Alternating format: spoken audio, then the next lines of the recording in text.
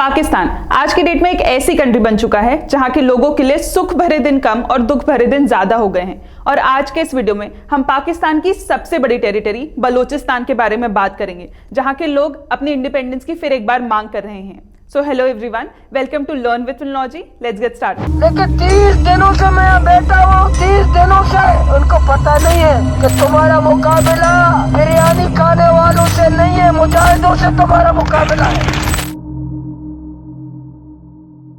तो ये सब शुरू हुआ पाकिस्तान के क्राइसिस से, एक ऐसा क्राइसिस जो कंट्री को सिविल वॉर तक ले जा सकता है। लेकिन इस कंट्री की पहली सिविल वॉर नहीं है। ऐसी ही सिमिलर सिचुएशन इन्होंने फेस की थी 1971 में, जिसका रिजल्ट हम सबको पता है, एन इंडिपेंडेंट स्टेट बांग्लादेश। उस समय की सिविल वॉर और इस बार की क्राइसिस, दोनों के रीजंस काफी सेम। उस समय भी पॉलिटिकली एक अनस्टेबल लीडर था और इस समय भी पाकिस्तान के पास कोई स्टेबल लीडर नहीं है। उस समय भी इकोनॉमिक क्राइसिस थे और आज भी पाकिस्तान मेजर इकोनॉमिक क्राइसिस से गुजर रहा है। पब्लिक प्लीजिंग के नाम में पहले इन्होंने जनता को सब्सिडीज दी और जब सरकार के पास पैसा कम हो गया तो रातों रात एसेंशियल्स के रेट्स बढ़ा दिए। उस समय भी पाकिस्तान एक नेचुरल कैलामिटी से गुजर रहा था, भोला साइक्लोन, और आज भी पाकिस्तान फ्लड से गुजर रहा है, जिसका नतीजा ना सिर्फ कई लोगों ने अपना घर गंवाया बल्कि अपनी जानें भी। और क्योंकि रीजन सेम है तो क्या पता आउटपुट भी सेम हो। और ये इंपैक्ट से सबसे ज्यादा जो जूझने वाली टेरिटरी थी वो थी बलोचिस्तान, पाकिस्तान निग्लेक्टेड एरिया। लेकिन ये इंपैक्ट सिर्फ आज कुछ दिनों का नहीं है। Since start, Balochistan has been struggling for its independence, and there is a reason when I compare Bangladesh with Balochistan. Let me explain. Balochistan उन्हीं सब चीजों से गुजर रहा है जो एक समय पे बांग्लादेश झेल रहा था। जैसे बलोचिस्तान कंट्री का ऑलमोस्ट 44% टेरिटरी कवर करता है, लेकिन पाकिस्तान से मर्ज होने के दिन से ही वो हमेशा निग्लेक्टेड रहा। वहां की पॉपुलेशन है ऑलमोस्ट 1.5 करोड़, लेकिन सैडली उनका असेंबली में रिप्रेजेंटेशन है सिर्फ 6% और लिटरेसी रेट 50% से भी कम। बलोचिस्तान 1 ट्रिलियन नेचुरल रिसोर्सेज का घर है, जिसका पाकिस्तान ने यूज तो बहुत किया पर डेवलपमेंट के नाम पे कुछ नहीं दिया। लेकिन बलोचिस्तान की दशा हुई कैसे और बलोचिस्तान पाकिस्तान से कैसे मर्ज हो गया?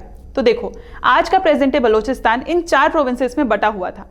ये प्रोविंसेस भी उन 565 प्रोविंसेस में आती थी जिन्हें या तो इंडिया या पाकिस्तान से जुड़ने का या तो एक इंडिपेंडेंट स्टेट रहने का ऑप्शन दिया गया था।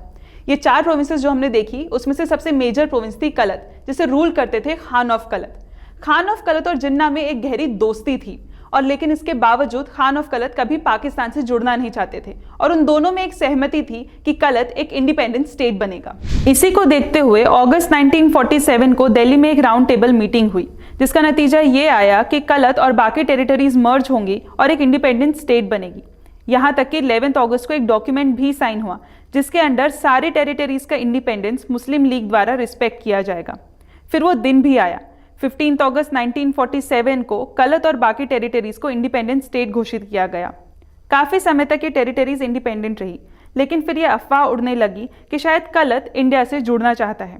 उस समय इंडियन लीडर्स को भी बलोचिस्तान की इंपॉर्टेंस नहीं पता थी, इसीलिए उन्होंने ये प्रस्ताव ठुकरा दिया। लेकिन जैसे ही कलत और इंडिया के जुड़ने की बात जिन्ना के कानों तक पहुंची तो उन्होंने अपने रंग दिखा दिए और 1 अप्रैल 1948 को पाकिस्तान आर्मी द्वारा कलत पे हमला करवा दिया, जिसके बाद कलत को सरेंडर करना पड़ा और चारों प्रिंसली स्टेट्स मिलके पाकिस्तान की हो गई, जो आज का बलोचिस्तान है।